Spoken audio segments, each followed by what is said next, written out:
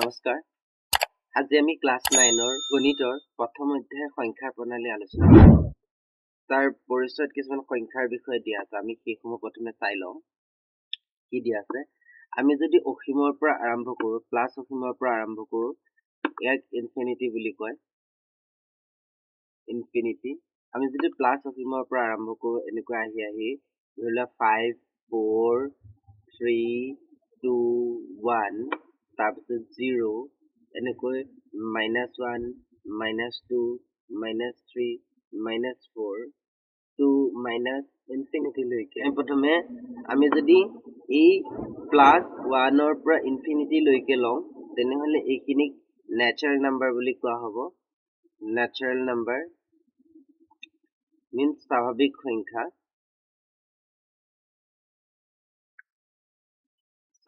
সংখ্যা আৰু ইয়াত যদি শূন্যটো ইনক্লুড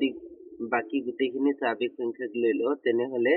ইয়াক কোৱা হ'ব হোল নাম্বাৰছ অৰ্থাৎ পূৰ্ণ সংখ্যা এই স্বাভাৱিক সংখ্যাক n ৰে সূচোৱা হয় আৰু পূৰ্ণ সংখ্যাক w ৰে সূচোৱা হয় আৰু এই 0 ৰ পৰা যদি আগলৈ আহি আমি -1 -2 -3 -4 -infinity লৈকে লৈ লওঁ এই গোটেইখিনিক একেলগে কি বুলি কোৱা হ'ব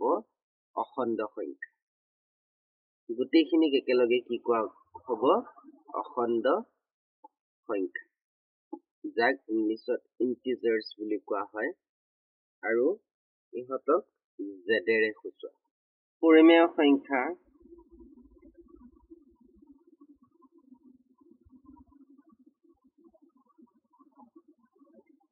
সংখ্যা কি আছিলে যে যেতিয়া আমি কোনো এটা সংখ্যাক p/q আৰ্হিত প্ৰকাশ কৰিব পাৰিম য'ত q কেতিয়াও শূন্য হ'ব নোৱাৰে তেতিয়া আমি সংখ্যাটোক কি বুলি ক'ম পৰিমেয় সংখ্যা বুলি ক'ম আৰু অপৰিমেয় কেতিয়া ক'ম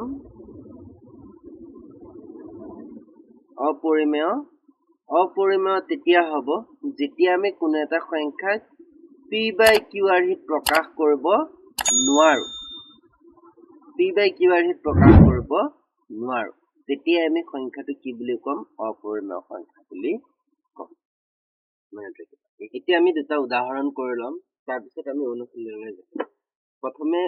প্ৰথম উদাহৰণটো হৈছে যুক্তি দৰ্শাই তলৰ উক্তিবিলাক সঁচা নে মিছা আমি ক'ব লাগে প্ৰথম উক্তিটো কি দিয়া আছে যে প্ৰতিটো পূৰ্ণ সংখ্যাই এটা স্বাভাৱিক সংখ্যা আমি কৈছিলো যে ইনফিনিটিৰ পৰা যদি আমি এনেকৈ আহি থাকিব 5 4 3 2 1 0 পূৰ্ণ সংখ্যা আৰু স্বাভাৱিক সংখ্যাৰ কথা কৈছে গতিকে এই 1 ৰ পৰা যদি আমি অসীমলৈকে লওঁ তেনেহলে এইখিনি কি আছিলে স্বাভাৱিক সংখ্যা আৰু এই 0 ক ইনক্লুড কৰি দিলে কি হ'ব পূৰ্ণ সংখ্যা তেতিয়াহে পূৰ্ণ সংখ্যা হ'ব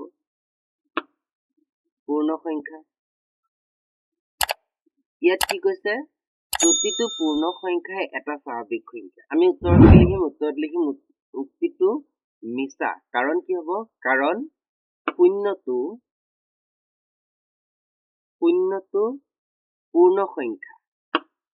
পূৰ্ণ সংখ্যা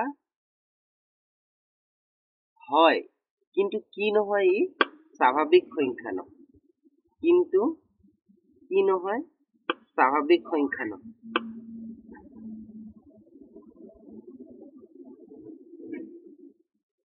স্বাভাৱিক সংখ্যা নহয় ই পূৰ্ণ সংখ্যা হয় কিন্তু স্বাভাৱিক সংখ্যা নহয় তাৰপিছত আমাক 2 নম্বৰ টপিকটো দিছে 2 নম্বৰত কি কৈছে প্ৰতিটো অখণ্ড সংখ্যাই এটা পৰিমেয় সংখ্যা বুলি কৈছে আমি কি কৈছিলো যে ইনফিনিটিৰ পৰা এনেকৈ আহি থাকিব 5 4 3 2 1 0 -1 -2 -3 to infinity এই গোটেইখিনি একেলগে অখণ্ড সংখ্যা আছিল নে নাই গোটেইখিনি একেলগেহে অখণ্ড সংখ্যা আছিল এই অখণ্ড সংখ্যাৰ যিকোনো এটা সংখ্যা লৈ আমি পৰিমেয় কৰিব পাৰিম নে? পাৰিম, নিশ্চয় পাৰিম। যেনেকৈ -3 টো আমি -3/1 কৰিব পাৰোঁ। তাৰপিছত -2 টো -2/1 লিখিব পাৰোঁ। সো এই উক্তিটো আমি কি লিখিম? আমি উত্তৰত লিখিম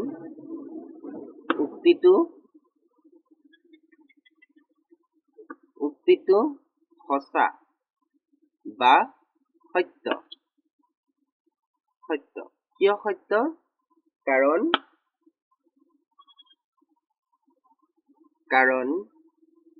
প্ৰতিটো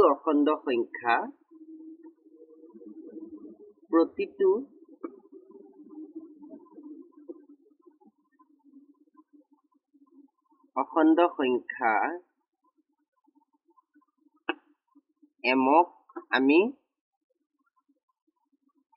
m/1 লিখিব পাৰোঁ। m/1 আৰ্হিত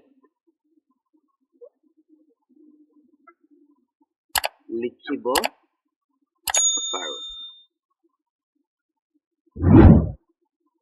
এতিয়া মই 3 নম্বৰ উক্তিটো কি দিছিলে যে প্ৰতিটো পৰিমেয় সংখ্যা এটা অখণ্ড সংখ্যা। প্ৰতিটো পৰিমেয় সংখ্যা এটা অখণ্ড সংখ্যা হ'ব পাৰে জানো? কেনেকৈ? পৰিমেয় হ'বলৈ হ'লে কি কৰিব লাগিব? সংখ্যাটো p/q আৰ্হিত লিখিব লাগিব।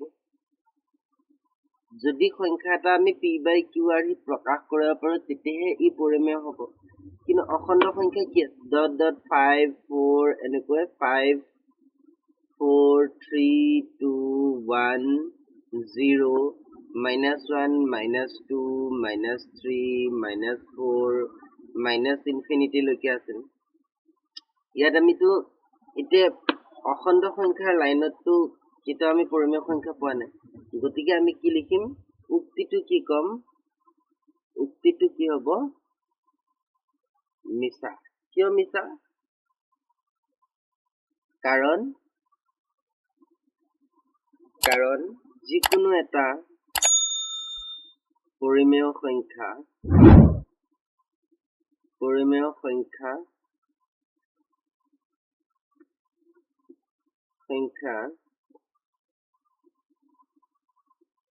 3/5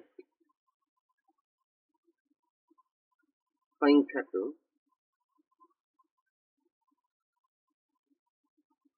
কাৰণ যিকোনো এটা পৰিমেয় সংখ্যা 3/5 সংখ্যাটো কেতিয়াও অখণ্ড সংখ্যা হ'ব নোৱাৰে। অখণ্ড সংখ্যা হ'ব নোৱাৰে।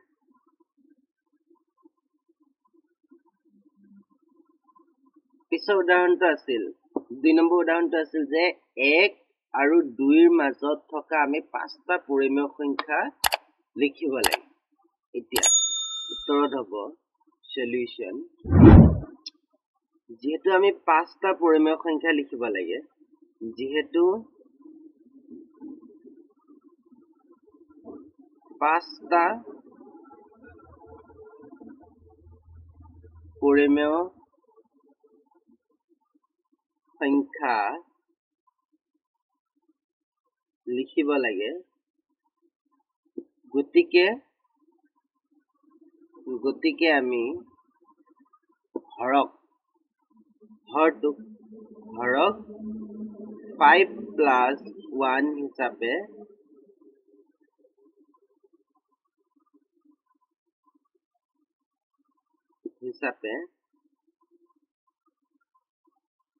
প্ৰকাশ কৰিম।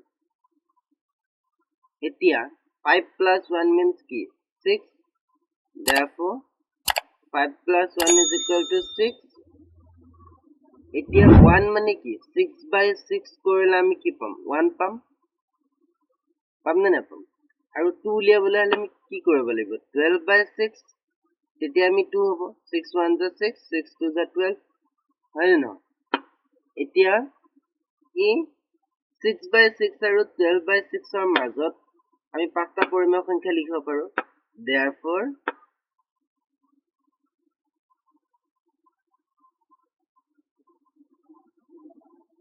উলিয়াবলগীয়া পৰিমেয় সংখ্যা কেইটা হল কি হব 6/6 ৰ পিছত 7/6 আমি লিখিব পাৰো 8/6 আমি লিখিব পাৰো 9/6 আমি লিখিব পাৰো 10/6 আমি লিখিব পাৰো আৰু 11/6 আমি লিখিব পাৰো কেটা হল 1 2 3 4 5 এতিয়া আমি অনুশীলনলৈ আহিছো অনুশীলনৰ প্ৰথম প্ৰশ্নটো হৈছে যে শূন্যটো এটা পৰিমেয় সংখ্যা হয় নে নহয় আমাক সুধিছে আমি শূন্যক p/q প্ৰকাশ কৰিব পাৰো নে ইয়াৰ উত্তৰত আমি ক'ব পাৰো যে হয় কি হয় যে শূন্যটো এটা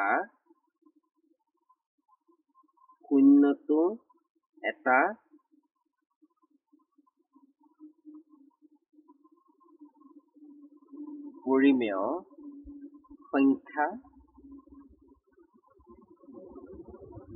সংখ্যা হয় কাৰণটো কি কাৰণ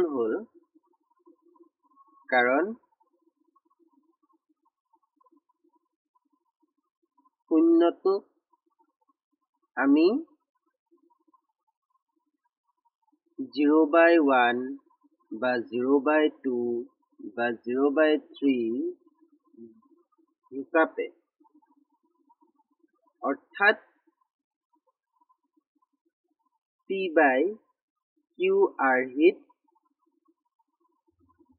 প্ৰকাশ কৰিব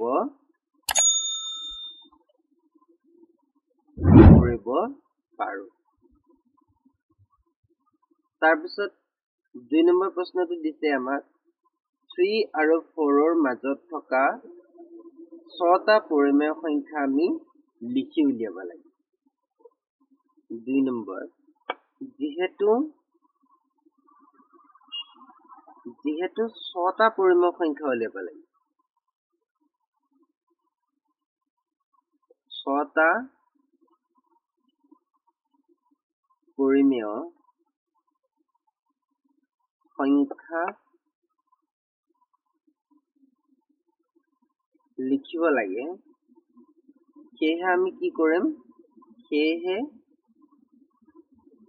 আমি হৰটো 6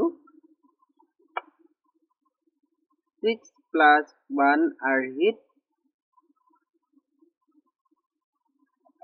প্ৰকাশ কৰিম এতিয়া 3 আৰু 4 ৰ মাজত আমাৰ পৰিমেয় সংখ্যা লিখিব পাৰে এতিয়া 3 ক আমি কেনেকৈ পাম যে 21/7 লিখিলে আমি 3 পাম 7 1 = 7 7 3 = 21 কিমান পাম আমি 3 পাম আৰু 4 কিমান পাম 28/7 লিখিলে আমি 4 পাম 7 1 = 7 7 4 = 20 বুজি পালা মানে এতিয়া আমি 21/7 আৰু 28/7 ৰ মাজত আমি পৰিমেয় সংখ্যা লিখিব লাগিব therefore উলিয়াবলগীয়া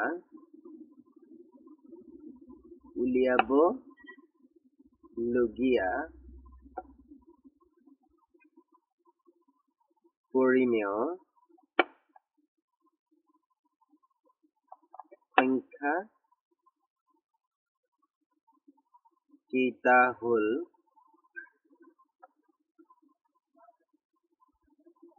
21/7 আমি লিখিব নোৱাৰো কাৰণ সেইটো 3 হৈ যায় so 22/7 23/7 24/7 25/7 26/7 and 27/7 ঠিক আছে কেটা হল 1 2 3 4 5 6 3 নম্বৰ প্ৰশ্নটো দিয়া আছে কি 3/5 আৰু 4/5 ৰ মাজত থকা 5টা পৰিমেয় সংখ্যা উলিয়াব লাগে আমি 3/5 আৰু 4/5 ৰ মাজত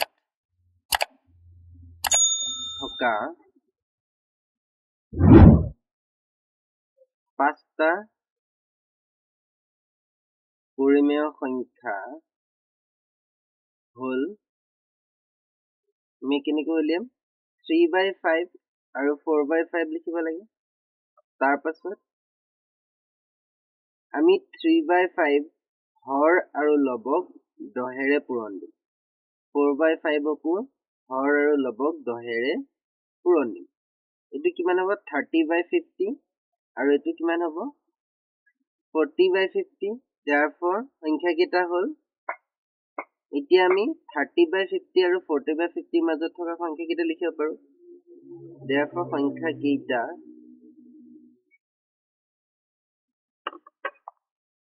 কেইটা হ'ল 31/50 32/50 33/50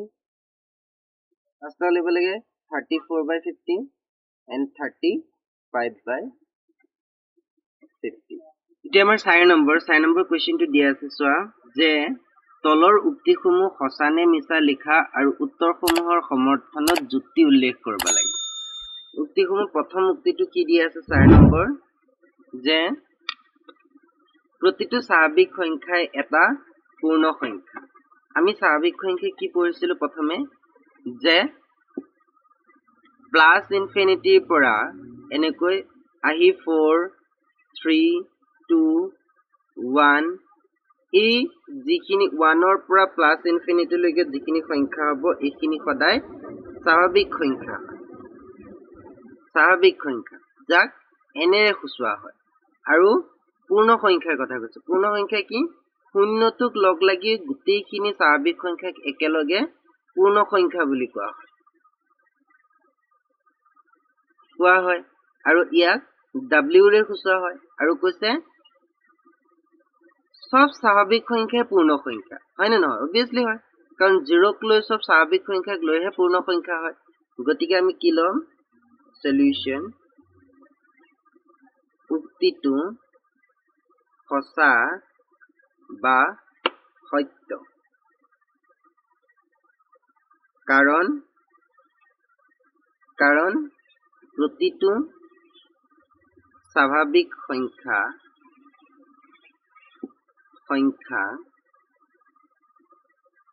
কি আছে পূৰ্ণ সংখ্যাত আছে পূৰ্ণ সংখ্যাত অন্তৰ্ভুক্ত আছে 2 নম্বৰ উক্তিটো দিয়া আছে যে প্ৰতিটো অখণ্ড সংখ্যাই এটা পূৰ্ণ সংখ্যা এতিয়া আমি কি পঢ়িছিলো যে ইয়াৰ পৰা ইনফিনিটি 0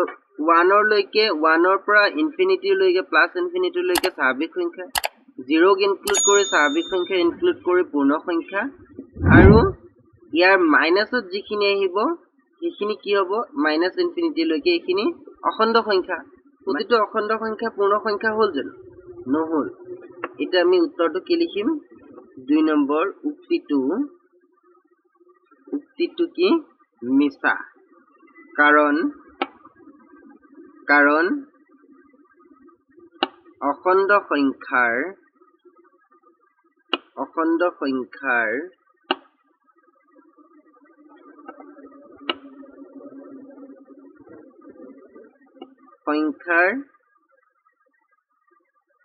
ঋণাত্মক অংশ কেতিয়াও পূৰ্ণ সংখ্যা হ'ব নোৱাৰে 3 নম্বৰ কি কৈছে প্ৰতিটো পৰিমেয় সংখ্যাই এটা পূৰ্ণ সংখ্যা এটা পৰিমেয় সংখ্যাসমূহ কি আছিল যিখিনি p/q আৰ্হিত আমি লিখিব পাৰো প্ৰতিটো পূৰ্ণ সংখ্যা পৰিমেয় সংখ্যা বুলি ক'লে আমি মানিব পাৰো কাৰণ পূৰ্ণ সংখ্যা 0 ৰ পৰা ষ্টাৰ্ট কৰে তাক আমি এনেকৈ লিখিব পাৰো 1/2 বা 2/3 এনেকৈ লিখিব পাৰো মানে সেইখিনি পৰিমেয় সংখ্যা হ'ব কিন্তু যেতিয়া পৰিমেয় সংখ্যাখিনি বা p/q আৰ্হিত থকা সংখ্যাখিনি পূৰ্ণ সংখ্যা বুলি ক'ব তেতিয়া উক্তিটো আমি মিছা বুলি ক'ব লাগিব কাৰণ উত্তৰটো কি হ'ব সলিউশন উক্তিটো মিছা কাৰণ কি কাৰণ যিকোনো এটা পৰিমেয় সংখ্যা 3/5 কেতিয়াও পূৰ্ণ সংখ্যা হ'ব নোৱাৰে এতিয়া চোৱা 5 নম্বৰটো কি দিয়া আছে যে প্ৰতিটো স্বাভাৱিক সংখ্যাই এটা পূৰ্ণ সংখ্যা হ'ব অখণ্ড সংখ্যা হ'ব পৰিমেয় সংখ্যা হ'ব নে বাস্তৱ সংখ্যা হ'ব এতিয়া স্বাভাৱিক সংখ্যা বুলি ক'লে আমি কি বুজো এইফালে চোৱা যে 1 পৰা প্লাস ইনফিনিটি লৈকে যিমান আছে সকলোখিনি স্বাভাৱিক সংখ্যা যাক এনেৰে খুচুৱা হয় 0 পৰা এই গোটেইখিনিক আমি পূৰ্ণ সংখ্যা বুলি কওঁ গতিকে প্ৰতিটো স্বাভাৱিক সংখ্যা পূৰ্ণ সংখ্যাত পৰিলে নাই পৰিলে গতিকে পূৰ্ণ সংখ্যা হয় 1 নম্বৰটো হয় তাৰ পিছত সেকেন্ডটো কি কৈছে এটা অখণ্ড সংখ্যা এতিয়া অখণ্ড সংখ্যা মাইনাস ইনফিনিটিৰ পৰা আৰম্ভ হৈ প্লাস ইনফিনিটিৰ লৈকে গতিকে স্বাভাৱিক সংখ্যা অখণ্ড সংখ্যাৰ ভিতৰত পৰিলে গতিকে 2 নম্বৰটো হয় এতিয়া পৰিমেয় সংখ্যা বুলি কৈছে এতিয়া স্বাভাৱিক সংখ্যাখিনিক আমি জানো p/q ৰ প্ৰকাশ কৰিব নোৱাৰিম 2/3 বা 1/2 এনেকৈ প্ৰকাশ কৰিব পাৰিম গতিকে পৰিমেয় সংখ্যা হয় 3 নম্বৰটো পৰিলে এতিয়া স্বাভাৱিক সংখ্যাখিনি বাস্তৱ সংখ্যা হয় নে নহয় অবিয়াসলি হয় কাৰণ যিখিনি এক্সিষ্ট কৰে ৰিয়েলত আছে হয় নে নহয় গতিকে 4 নম্বৰটো হয় গতিকে ইয়াৰ অপচনটো হ'ব ডি 1 2 3 4 আটাইকেইটা তাৰপিছত কৈছে প্ৰতিটো পৰিমেয় সংখ্যা এটা স্বাভাৱিক সংখ্যা পূৰ্ণ সংখ্যা এটা অখণ্ড সংখ্যা নে এটা বাস্তৱ সংখ্যা এটা প্ৰতিটো পৰিমেয় সংখ্যা হ'বলৈ হলে p/q ৰ প্ৰকাশ হ'ব লাগিব এতিয়া p/q ৰ সংখ্যাটো আগতে আমি কৈছো যে কেতিয়াও অখণ্ড সংখ্যা হ'ব নোৱাৰে কেতিয়াও স্বাভাৱিক সংখ্যা হ'ব নোৱাৰে কেতিয়াও পূৰ্ণ সংখ্যাও হ'ব নোৱাৰে গতিকে কি হ'ব এটা বাস্তৱ সংখ্যা যেটো বাস্তৱত আছে ৰিয়েলত আছে গতিকে ইয়াৰ অপচনটো হ'ব ডি প্ৰতিটো পৰিমেয় সংখ্যা এটা বাস্তৱ